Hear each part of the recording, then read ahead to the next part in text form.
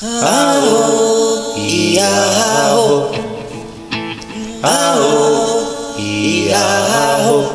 Bienvenidos, bienvenidas a nuestro canal Aportes Afrocostarricenses y Diaspóricos. En esta mañana me siento muy contenta de tener a mi colega, la doctora Diana Senior Angulo, que está de manteles largos en este mes de septiembre, que fue el mes hace una década que publicó su primer libro, Ciudadanía Afrocostarricense, ¿verdad? Así que Diana esta mañana nos va a contar un poquito del proceso que le llevó a, a investigar el tema y eventualmente a la publicación. So, Diana, unas palabritas antes de que empecemos la conversación. Muchísimas gracias por, bueno, volver al espacio. Es un espacio que yo sé que es nuestro colectivo, que me ha hecho mucha falta y estoy muy contenta de regresar justo con esta posibilidad de contarles la historia detrás de la publicación del libro Ciudadanía Afrocostarricense. Muchas gracias. Muchas gracias, Diana. Así que díganos, ¿cómo es que surge la investigación que da paso a este libro?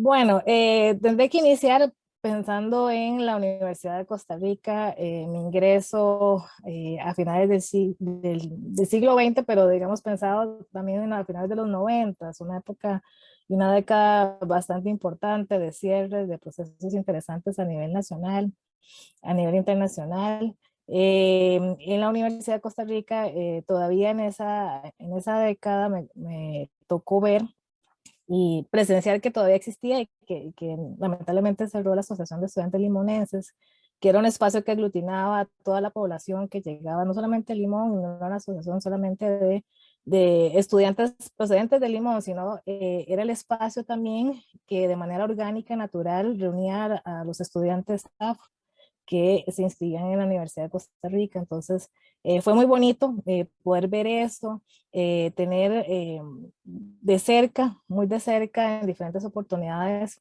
dentro del ámbito académico, a referentes tales como Laura Bernal, que nos ha dejado hace unas semanas, que se dedicaba ya jubilada a impartir cursos libres, siempre unida a la Escuela de Estudios Generales, y también a don Queens Duncan, bueno, dando conferencias, impartiendo charlas en diferentes cursos, y que bueno, años después, hace poco, fue honrado con el mérito de ser el doctor honoris causa de la Universidad de Costa Rica. De ahí, pues bueno, mi ingreso fue a Ciencias Políticas, la carrera en la cual pues prácticamente casi todos los trabajos de investigación que realicé tenían que ver con la población afro. Eso me fue interesando desde mucho antes de ingresar a la carrera.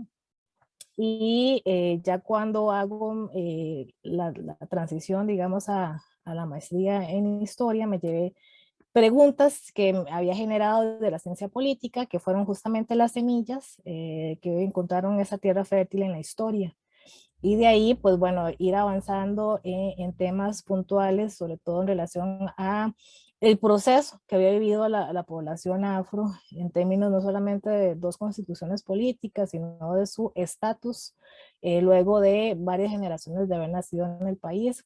Entonces, bueno, desde la tesis propiamente, que analizaba el proceso de naturalización, por supuesto tendiente hacia la ciudadanía, fue todo un desafío, ¿verdad? Entrar al conocimiento, a insertarme también al oficio de la historia, que dentro de las ciencias sociales, hacer investigación en historia, como sé que Carmen me comprenderá en este punto, no es igual a cualquier otra ciencia social y mucho menos a cualquier otra disciplina este, que se le pueda parecer. Los métodos de la historia son distintos y el oficio de la historia implica paciencia, implica también un análisis riguroso, implica hacer una contrastación, digamos, de fuentes, que es lo que en definitiva termina consolidando la producción y la investigación que se consolide. Otra pregunta, ¿cómo se concreta la publicación del libro? Bueno, el libro, en realidad, bueno, la tesis de maestría la defiendo en el 2007. Así que la primera, digamos, la primera base para la publicación fue esa tesis de maestría. Meses después, la defensa de haberme iniciado como docente en la Universidad de Costa Rica. Entonces es un año para mí con una doble significación. Y que al inicio de esta carrera docente, pues dejé reposar el trabajo un año para luego comenzar a vincularlo, sobre todo gracias a un primer interés internacional. Desde Francia hubo un interés de que la publicación saliera, digamos, a nivel de un ente regional. Y en ese sentido, pues yo empecé a tocar puertas aquí, en el país. Sin dudarlo, por la primera instancia fue por la casa, la editorial de la Universidad de Costa Rica, ¿verdad? Que ahí, luego del consejo, de verdad, y el interés decidido del ex rector, don Fernando Donayanegui, que también la gente que lo conoce sabe que él tiene una identificación con su ancestría afro. Recuerdo perfecto él abrazando mi tesis diciendo esto tiene que publicarse, y él fue el que me aconsejó la forma. Ya después no estaba él, pero afortunadamente desde la editorial de la UCR busqué la coedición y fue justamente materializada en la editorial de la Universidad Estatal a Distancia, en la UNED. Y de ahí, pues bueno, la UNED también se reapropió del proyecto y fueron ellos quienes lo editaron, el documento, se dedicaron de todas las artes correspondientes. Y bueno, así fue como el libro logró publicarse. Mm, sí, ¿verdad? Es todo un proceso, la gente no se da cuenta de los procesos estos de investigación a publicación. Así que, ¿cuáles serían algunos de los elementos novedosos introducidos desde la historiografía nacional a través de esta investigación, luego libro? Bueno, hay varios elementos. A mí, en lo personal, me gusta destacar lo que menos pensé que le iba a dedicar tanto tiempo a mi trabajo, y fue básicamente esa ponderación demográfica, que fue muy importante dentro del análisis que se realizó. eh, y sobre todo a partir de una base de datos que se levantó luego de un escrutinio muy riguroso realizado por mi parte de los expedientes de naturalización. De hecho, a mí me tocó comenzar esta tarea en el edificio que todos conocemos del Tribunal Supremo de Elecciones, y luego justamente el archivo por temas de remodelación fue trasladado a unas bodegas que están en diagonal a el centro comercial en Guadalupe. Y a mí me tocó hacer, yo no era parte, digamos, del personal, pero yo también me mudé con ellos a esas bodegas, y ahí continué con todo el proceso de recopilación, de ver fotografías, de leer los expedientes, de entender los procesos, de ver la mano de las personas que fungieron como testigos, ¿verdad? Apoyando el proceso a sus pares, a sus conocidos. Y eso fue importantísimo verlo, digamos, reflejado en los documentos, en los archivos. Luego, pues el periodo de estudio, que fue en el siglo XX, entre 1927 y el 63, eh, en términos, digamos, de la temporalidad que está acostumbrada y que ha sido tradicional como objeto de estudio de la historia, pues yo me estaba sobrepasando de los periodos que tradicionalmente se acostumbraban a analizar. Y ahí, yo sé que la escuela y la historia, la disciplina ha ido creciendo y desarrollándose en las últimas décadas, pero sí había como una cierta eh, idea de que podía estar haciendo más sociología que historia. Entonces fue todo un desafío también probar que básicamente el estudio de épocas un poco más cercanas a la que actualmente se vive, a la contemporánea, también son parte de los desarrollos históricos fundamentales de poblaciones como la afrodescendiente y del país como tal. Y luego, no menos importante, pero que fue la base de mi interés inicial y que no lo abandoné, pero por supuesto que tuvo un espacio más reducido, y básicamente también por la forma o el canon tradicional de la historia, fue la utilización de la historia oral, la fuente oral. Básicamente reivindicar las voces de las personas que fueron testigos directas o indirectas del proceso, que lo recordaron o lo recordaron en ese momento, de sus progenitores, de familiares, y bueno, de la recuperación a través de entrevistas realizadas a personas clave, ¿verdad? Que yo conocía o que también llegué a conocer a través de los expedientes de naturalización. Fue muy bonito ver un expediente y luego encontrarme con la persona de carne y hueso y preguntarle, ¿verdad? Y entender el proceso global de esos vacíos que evidentemente las fuentes escritas y preservadas pues ignoran, ¿verdad? Entonces esa contrastación de fuentes fue fundamental y para mí uno de los grandes aprendizajes que tuve a lo largo de la realización de la tesis. ¿Qué elementos del libro y su publicación son destacables a lo largo de estos 10 años? Bueno, cuando una produce un documento de esta envergadura, pues, y se da cuenta justamente de lo que, como hemos nombrado este espacio, aportes afrocostarricenses y diaspóricos, pues, como parte de esos aportes, en lo personal, pues es el primer libro que publico como académica, que para mí es una gran satisfacción. También pensar que la publicación ha estado en las ferias de libro latinoamericanas más importantes, por ejemplo la de México, que es enorme, ¿verdad? Y tiene un gran prestigio, que ha estado expuesto el libro, ha sido difundido en países que aún yo en lo personal no conozco, como República Dominicana. Eh, lo sé también por un colega panameño que cuando le quise enseñar el libro él lo vio, particular por el diseño gráfico, él lo reconoció, dijo que lo había visto en República Dominicana, así fue como me enteré que hasta por allá han dado el libro. Y durante un tiempo, como yo realicé estudios doctorales en París, Francia, pues estuvo a la venta en la librería, en la legendaria librería La Matin de París, que para mí también fue una gran satisfacción entrar a esa librería y tener la posibilidad de poder vender mi libro en esa librería. Luego poder decir que el libro está en todas las bibliotecas nacionales de Centroamérica, está en Guatemala, en Honduras, Nicaragua, obviamente en Costa Rica y en Panamá. Todavía nos hace falta el acercamiento con El Salvador. Eh, Decir que ha sido el texto base en programas de humanidades, en otras disciplinas y áreas del quehacer, el saber conocimiento en la Universidad de Costa Rica, en otras universidades estatales. eh, por ejemplo, también ha servido de motivación, que para mí eso es una doble gratificación para organizaciones de sociedad civil, grupos de pensamiento en la región que se han nombrado Ciudadanía Afro y el país latinoamericano de procedencia.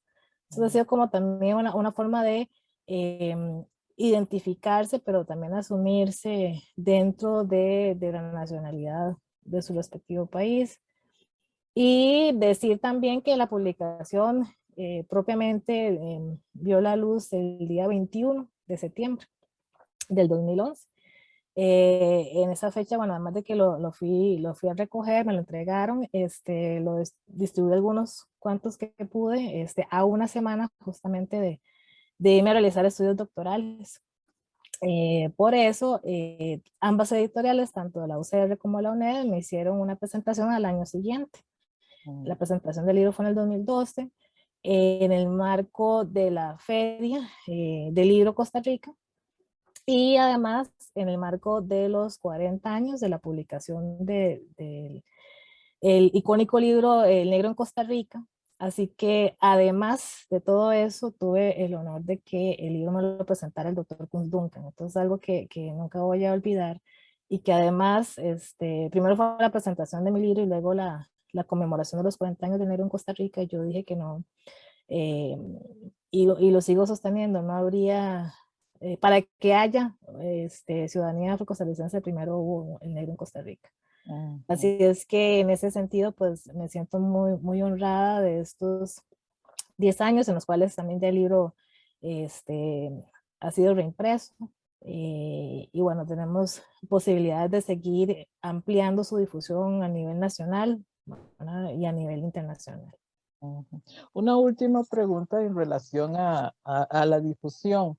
Como académicas nosotros, como usted ya lo mencionó, nosotros pasamos muchos años haciendo investigaciones, encontrando información que puede empoderar y en este caso particular a nuestro pueblo afro-costarricense y también al pueblo costarricense en general, con información para que puedan entendernos y respetarnos un poco más.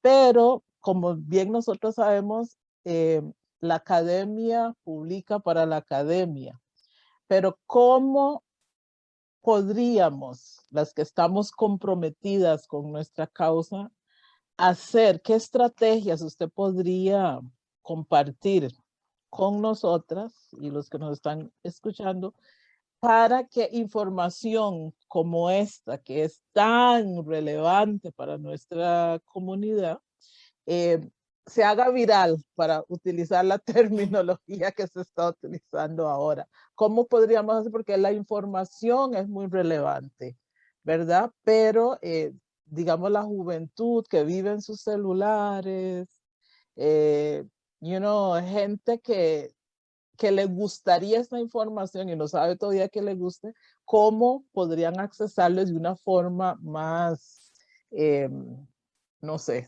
no encuentro la palabra? Dígame usted, ¿cómo podríamos hacer? Claro, esto es Incluyendo. un ejercicio para estos espacios o lecturas que no son las tradicionales, ¿verdad? Que requieren un esfuerzo adicional para abrirse paso y crear conciencia dentro de la comunidad lectora, ¿verdad? Primero que se vaya ampliando esos espacios y luego eh, tener esa oferta que ya se ha ido ampliando de lecturas que pueden complementar y sobre todo desde esa perspectiva, ¿verdad? Por ejemplo, el caso tuyo y el mío, desde la afrodescendencia y de la afrodescendencia y de parte de otros grupos también que han sido importantes en el desarrollo de la Costa Rica, por cierto, bicentenaria, ¿verdad?